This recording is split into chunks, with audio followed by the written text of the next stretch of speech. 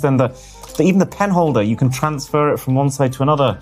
It's like part teenage gadget and like part something out of a James Bond movie.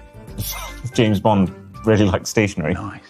One thing I will say, though, is the thermometer on this thing reports 25 degrees Celsius, whereas it is 23.7. So it's one of those gadgets where you can trust the things that you can see, like the fan, the pen holder, the lights. You're not going to want to trust its temperature readings. It feels cheap, it is cheap, but it does a lot of things that you would want done on a desk.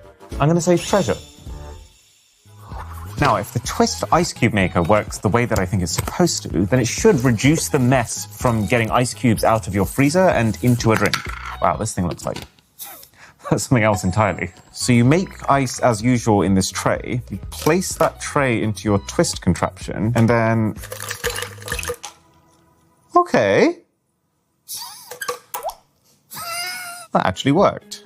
I mean, it makes sense. What's happening inside of this is that the cup twisting is deforming the lattice of ice created by the tray, causing the cubes to fall out. It's really just a less feral way of smashing your bag of ice cubes against a counter to break them up. But, I mean, not having to touch the ice is cool.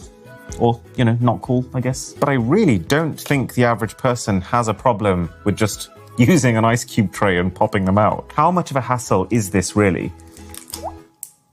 Not much.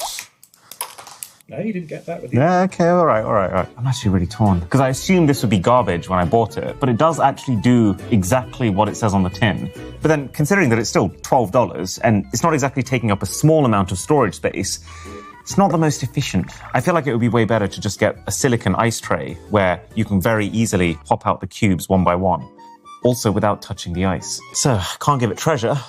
Whoa! Just like that throw? Can we fix that in the edit?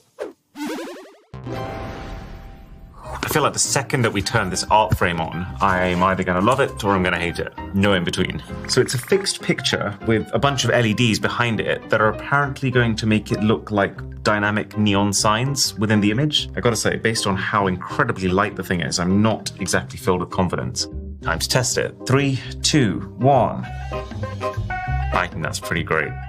It's not the brightest thing in the world, but I mean, nowadays it's pretty hard to buy just even an A4 art print for less than $11. So the fact that this is a print, a frame, LEDs that are also interchangeable, that's gonna have to be treasure.